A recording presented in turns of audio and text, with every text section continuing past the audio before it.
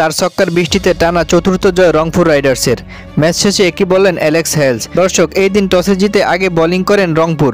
Batting করতে আসেন সিলেট স্ট্রাইকার্সের দুই ওপেনার রনি তালুকদার ও মানসি। প্রথম থেকেই মারমুখী ভঙ্গিতে খেলতে থাকেন সিলেট স্ট্রাইকার্স। রীতিমতো ঝড় তুলেন রনি তালুকদার। রংপুরের বোলারদের উপর খুবই চড়াও হন তিনি। নাহিদ রানাকে 4 ছক্কা হাঁকাতে থাকেন তিনি। এদিন রনি তালুকদার করেন 32 বলে 54 রান। এদিকে জাকির আলী করেন 38 বলে 50 রান। নির্ধারিত 20 ওভারে সিলেট করেন 205 রানের বড় সংগ্রহ।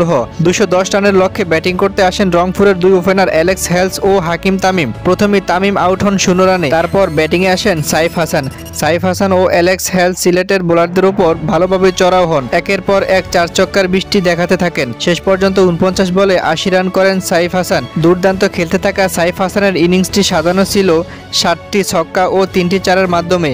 অন্যদিকে আরেক ওপেনার অ্যালেক্স হেলস করেন 56 বলে 103 রান। তার ইনিংসটি সাজানো ছিল 7টি ছক্কা ও 10টি চারের মাধ্যমে। তাই 6 বল হাতে রেখেই জয়ের বন্দরে পৌঁছে যায় রংপুর রাইডার্স। ম্যাচ শেষে অ্যালেক্স হেলস বলেন, বাংলাদেশে খেলতে এসে আমি খুব উপভোগ করছি। এখানে মাঠে প্রচুর দর্শক হয়, এটা আমার খুব পছন্দ।